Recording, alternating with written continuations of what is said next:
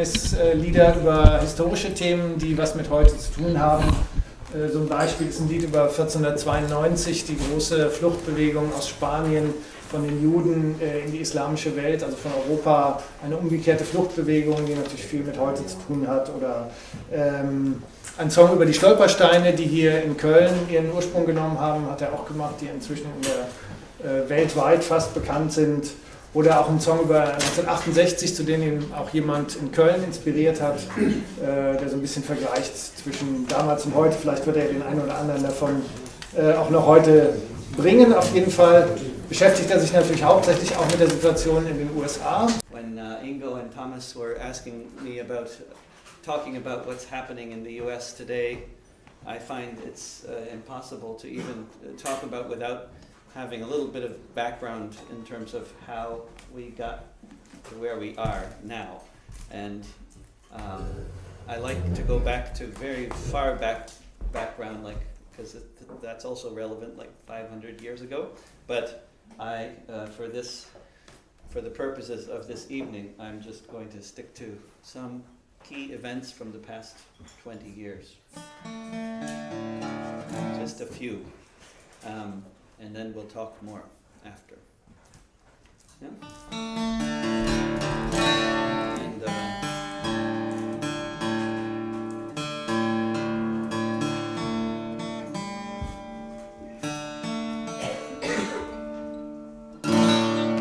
And, Thomas already mentioned, I think, all of the movements that I'll be talking about. That was a wonderful talk because so much of it I could understand. Things like Occupy Wall Street, you know.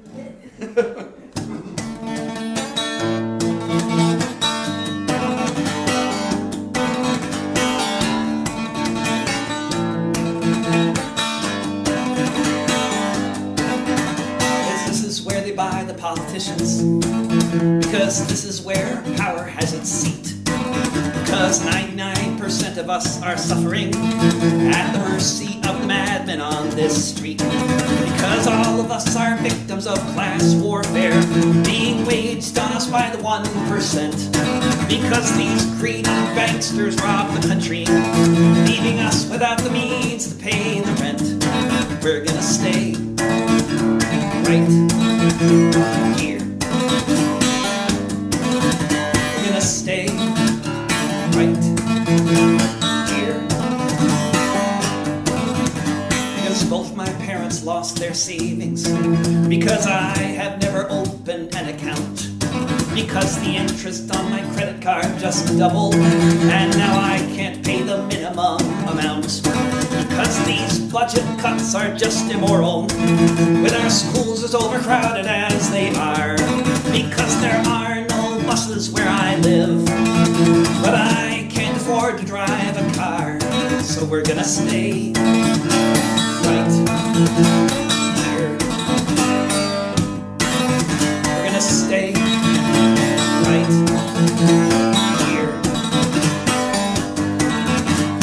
Because it has been demonstrated amply that the winners are the ones who stick around.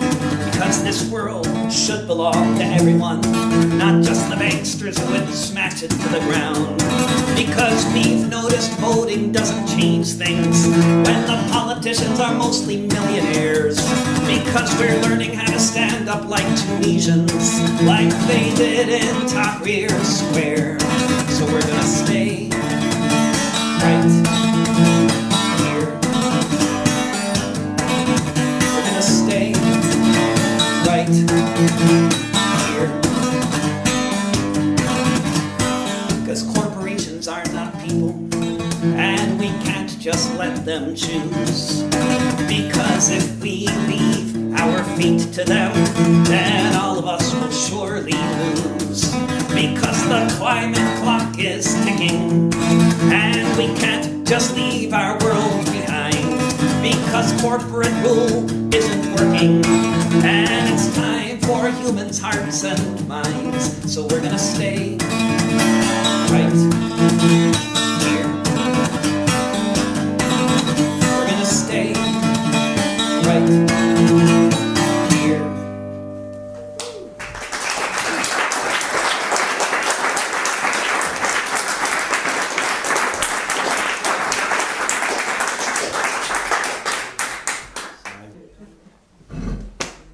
David, great to have you here again. Great to be back.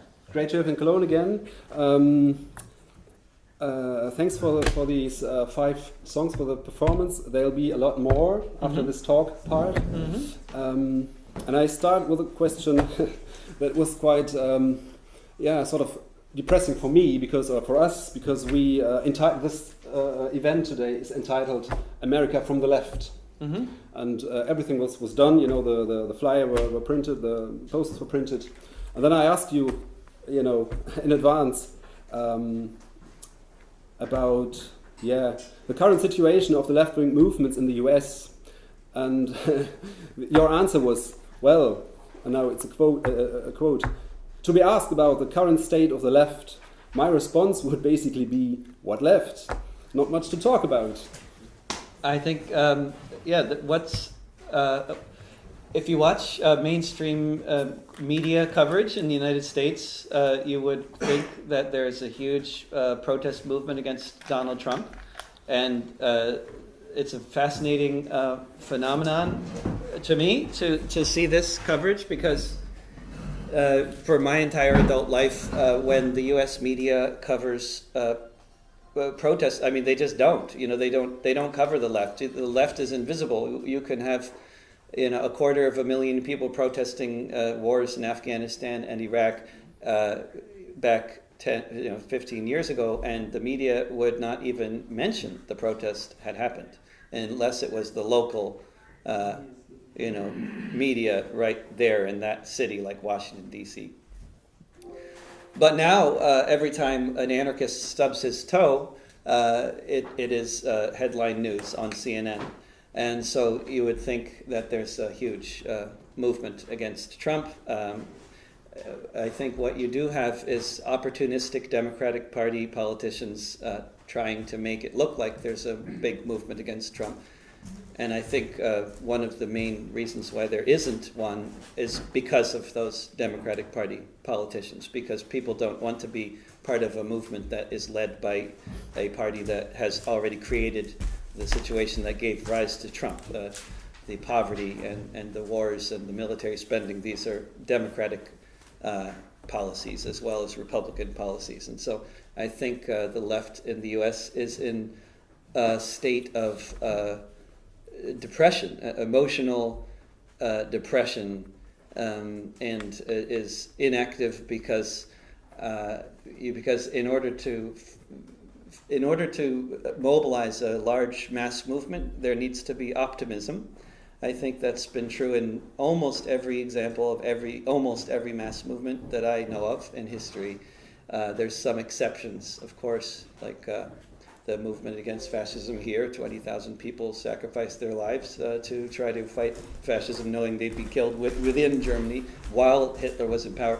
Those kinds of things are an exception. I think mostly people need to have optimism, to have a movement, and there is no optimism at all in the United States, and there's no reason to be optimistic given the political climate. There's always reason to be optimistic because mass movements can potentially be very powerful, but there is very, very little optimism anywhere in the United States that I know of right now, and very little serious organized left activity. And when people organize a protest against Trump, it's often just done on Facebook, and there doesn't seem to be anybody actually having meetings, and you go to the protest and nobody's even bothered to bring a sound system. That's how disorganized things are, and that's in one of the most supposedly left-wing cities in the country, where I live in Portland, Oregon.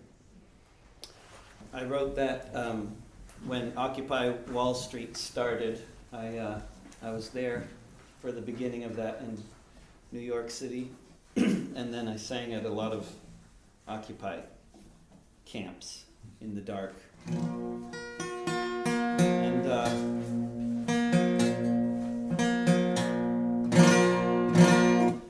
when George W. Bush gave a speech from an aircraft carrier off the coast of California with a big sign behind him that said, "Mission accomplished," while he was wearing his military uniform with the parachute on backwards. somebody else probably dressed him, I don't know. Supposedly he used to fly a plane, but he had the parachute on backwards. But I wouldn't know how to put it on forwards, but I wrote this song when he told us the war was over, which of course was just before the insurgency began. The president stood in front of the jet planes. The rubble's all settled and democracy reigns. We've defeated their army, taken control, dropped thousands of bombs. Now they've taken their toll. The oil's on fire, just like the blood of a billion Muslims dragged through the mud, and the world is safer with the dictator gone, and their luck will improve with our corporate pawn, and the war is over. That's what he said, go back to your business. We've buried the dead and the war is over. Fatherless children have taken the street. All that remains is the sting of defeat. Homes are in ruins, cancer is rife. For soldiers and newborns, the end of a life. Kids grown up with just hunger and fear. But lo, behold, the Yankees are here. Now all you people are gonna be free, 'cause this land was made for Chevron and me, and the war is over. That's what he said, just turn on your TV. We've buried the dead and the war is over. The government files are all up in flames. His victims of terror, who remembers their names? The past doesn't matter, but the future is bright as the Exxon refinery lights up the night. History's looted like the library shelves, but we'll fix them with Bibles, be proud of ourselves. Turn your schools into compounds, make room for us all. If you're missing your legs, you can learn how to crawl. The war is over. That's what he said, we forget it all happened. We buried the dead and the war is over. And the price was worth it. Yeah, we do it again. With bombs or with sanctions, kids, women, and men. 'Cause we have national interests, and they must be met. We will enforce them by treaty or jet. And when time has passed and you've had some rest, we'll find a new villain, 'cause that's what we do best. Maybe a sultan or a grandson of Mao, but don't trouble your conscience, because as of now, the war is over. That's what he said, just put it behind you. We've buried the dead and the war is over.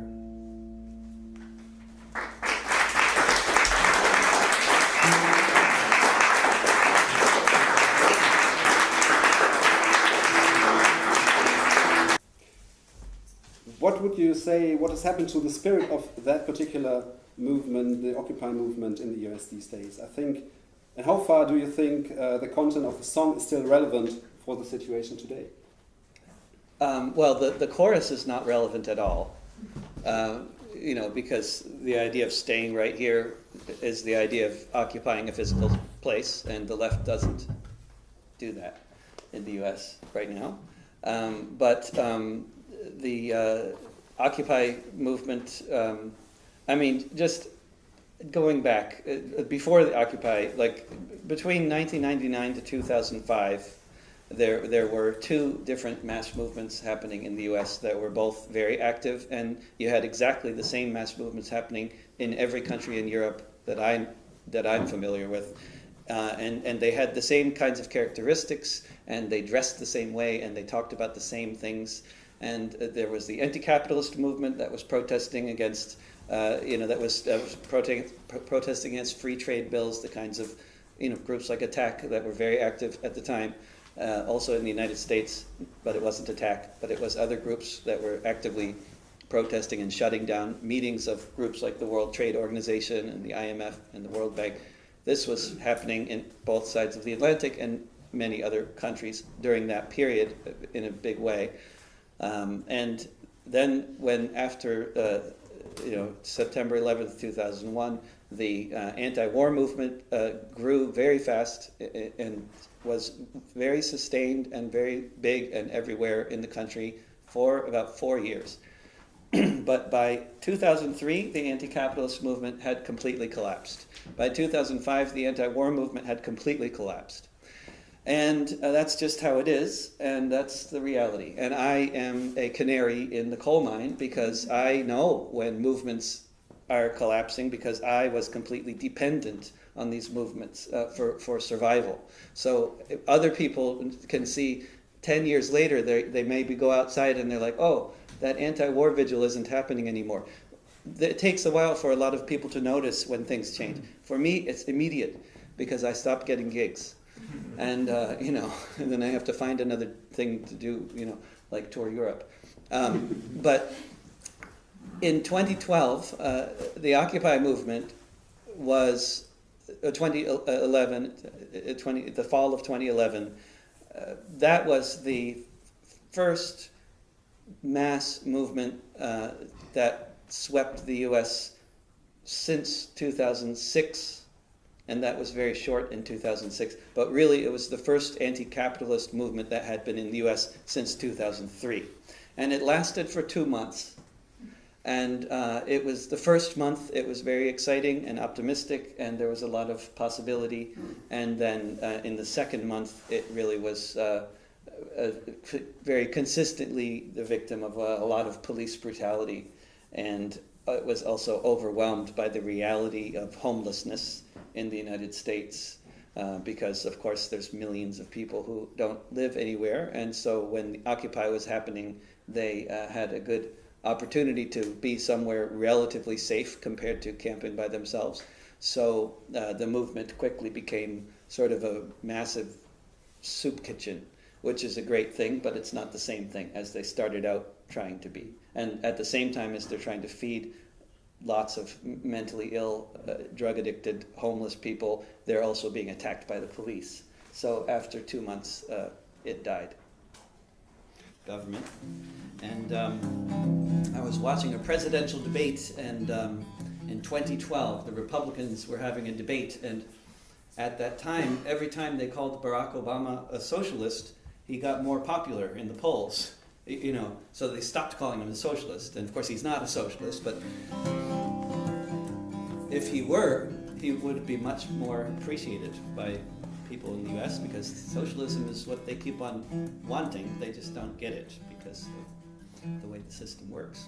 I turned on my TV, though it was hard to see these men who would be head of state. What a great country from sea to shining sea, we watched the Republicans debate. Newt stood with his third wife and said, "You bet your life the president is a red. He wants to tax the rich a lot, take your limo and your yacht. He wants to have the bankers' heads. And if he gets in again, he'll paint the White House pink, and then he'll hire Chavez as his VP. Then we'll be right on track to give capitalism the sack, along with the insurance industry. If only it were true, if only it were true, I'd be so happy, wouldn't you? If only it were true, if only it were true, if only it were true. That's the chorus if you feel like singing. It's a sing-along. He'll give everyone food stamps and wheelchair ramps. He'll subsidize windmills and maple syrup. He'll cripple industries with eco-friendly policies, and pretty soon we will be just like Europe. He'll shut down oil wells, give out solar cells to every home in Delaware and Illinois. He'll ban logging in the parks, he'll send the works of Karl Marx to the homes of every American girl and boy. He'll abolish pesticides, he'll be giving out free rides and free lunches too in his high-speed trains. He'll start lots of public works full of union perks. He'll fill all the cities up with bicycle lanes. If only it were true, if only it were true, I'd be so happy, wouldn't you? If only it were true, if only it were true, if only it were true. Watch out, his critics tell, this shall be our death knell. He'll pull the troops out and end all of our wars. He'll gut military spending. Our empire will be ending and soon we'll be invaded by the Moors. He'll legalize all drugs, give away beer mugs and hookahs to every child and Korans. He'll ban religions from the schools, give 40 acres and a mule to every person who makes less than 50 grand. He'll close Guantanamo, to torture he'll say no. He'll make us all drive electric cars. He'll reinstate the fairness doctrine, take off the damn flag pin, and he'll put Rupert Murdoch behind bars. If only it were true, if only it were true, I'd be so happy, wouldn't you? If only it were true, if only it were true, if only it were true. If only it were true, if only it were true, I'd be so happy, wouldn't you? If only it were true, if only it were true, if only it were true.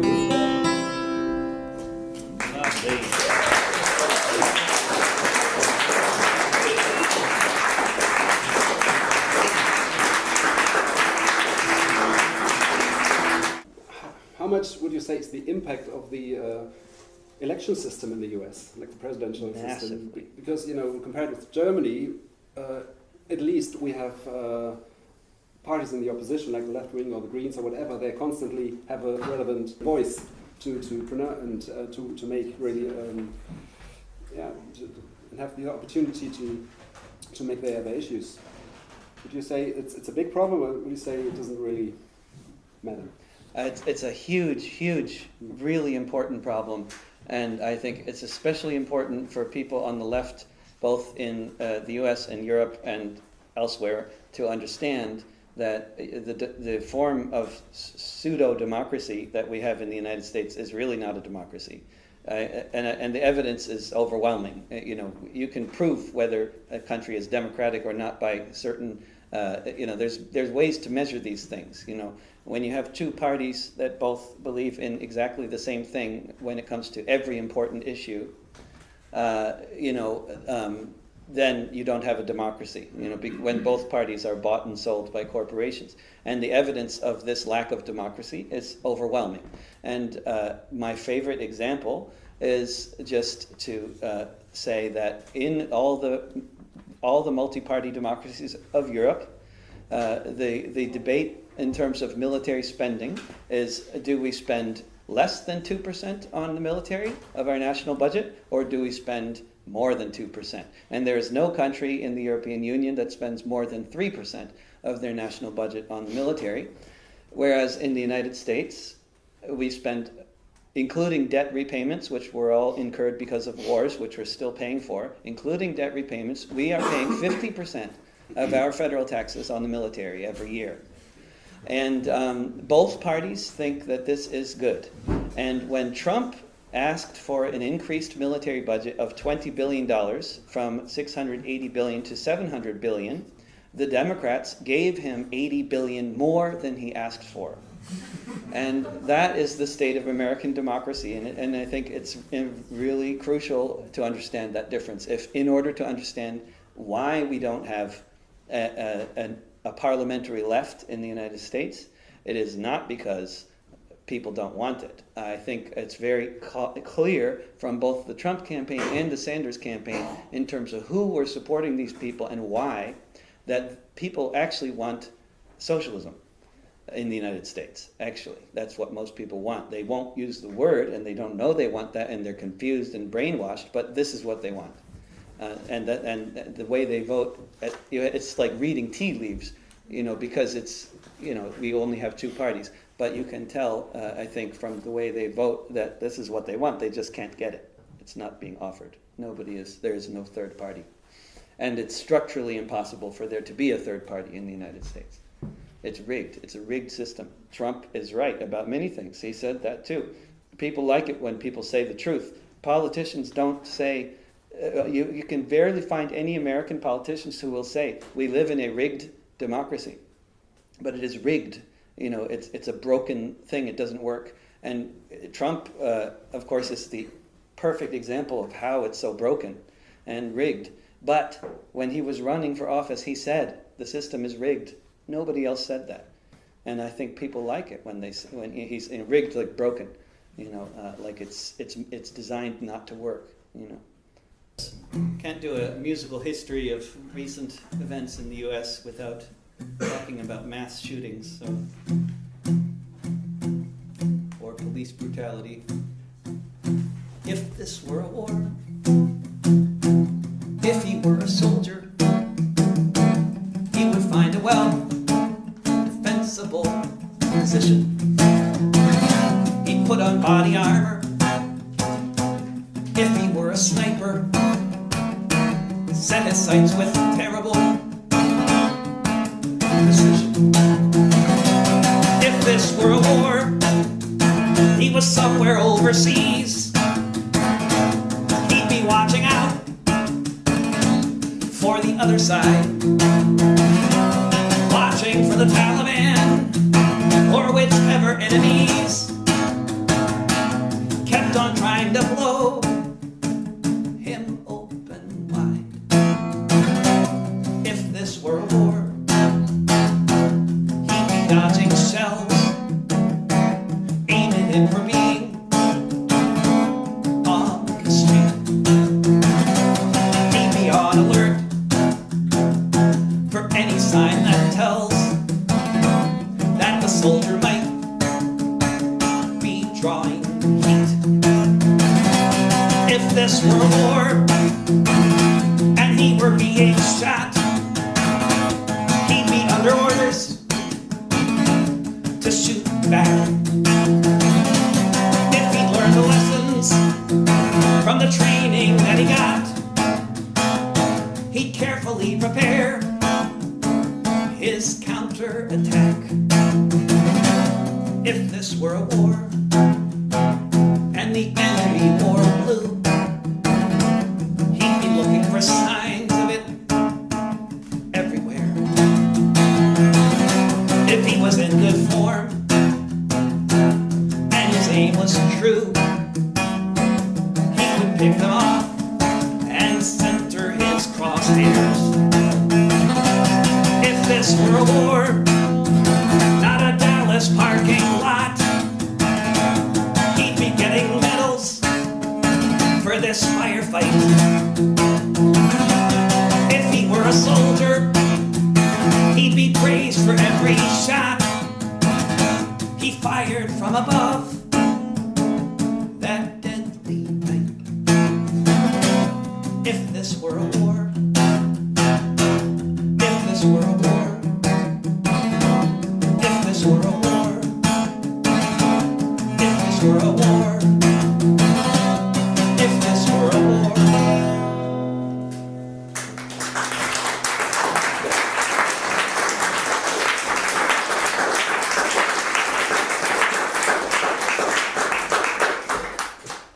I think it cannot be overemphasized how important it is to understand that it is the neoliberals that deliver the far right. It is dissatisfaction with the government's ability to provide for the working class and to have to run a fair system that allows people to live decent lives.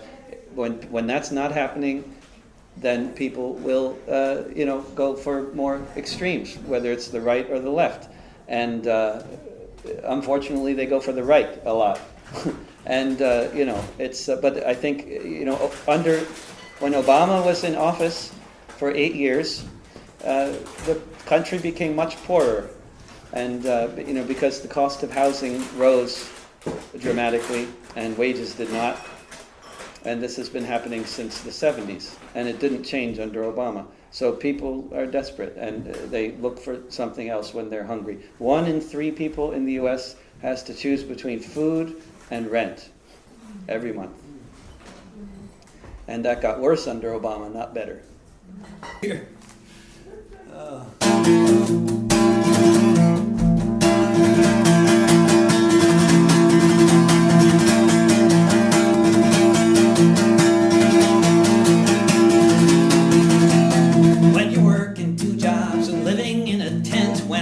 Costs $1 million and you can't pay the rent.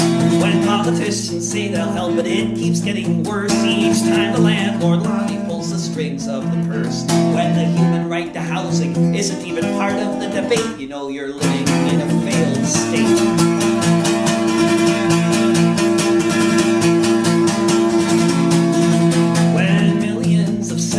Are spending half their lives locked up in a prison for trying to survive.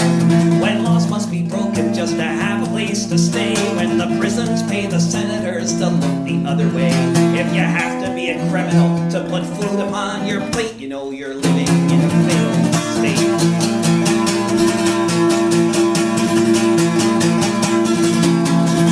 When you're facing climate breakdown and the trees are all on fire. When half the country's underwater. When a climate change denier runs the nation. And the opposition party votes for oil rigs and pipelines. This is not so much a country as it is a corporation.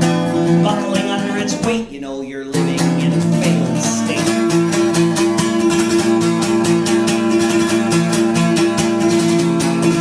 When your nation is an empire facing daily blowback, and the only thing your leaders can think to do is attack. Bipartisan consensus that we need to spend $700 billion before the year's end on a military budget to make America great. You know you're living in a failed state.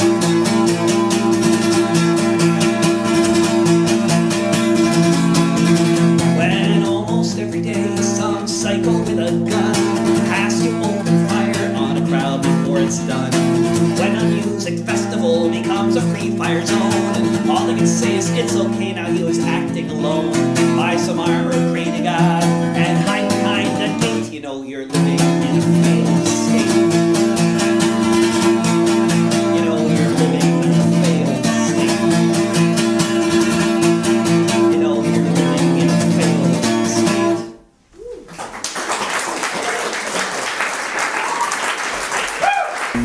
I will do one more, and thank you all so much for having me here, and it's been a pleasure. And this is a song I co-wrote with Donald Trump. He wrote the original campaign slogan, "Make America Great Again," and I came up with my slight variation on it.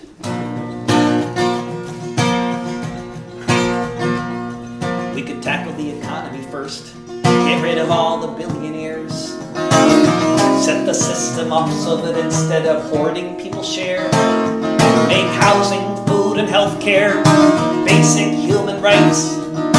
Around the world, for everyone, is how we'd set our sights. If we could get to that point, I could say that then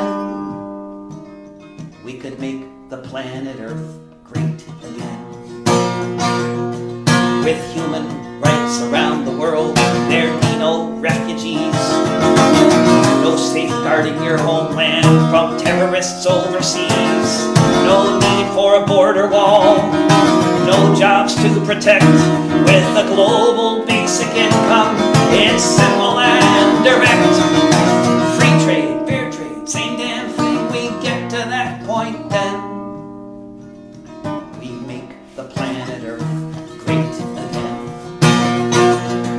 We could take on other issues like the survival of our race, by which I mean the bipeds on this floating rock in space, the most invasive species anywhere around, the one that keeps on burning everything that can be found, the one that will get it together in the nick of time, and then make the planet Earth great again. We can stop spending money on antiquated technology, such as tanks and missiles and other things military. We can use those vast resources to make us all safe and sound. Windmills in the air, coal and oil in the ground.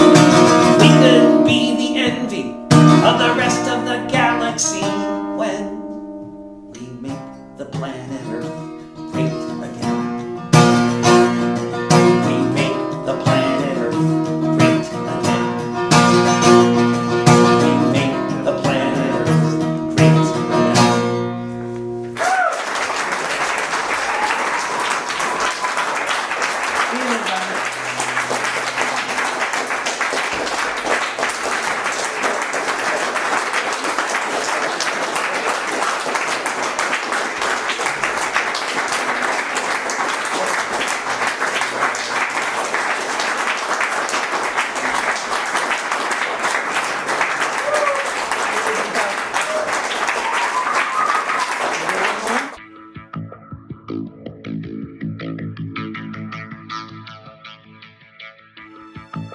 Tschüss.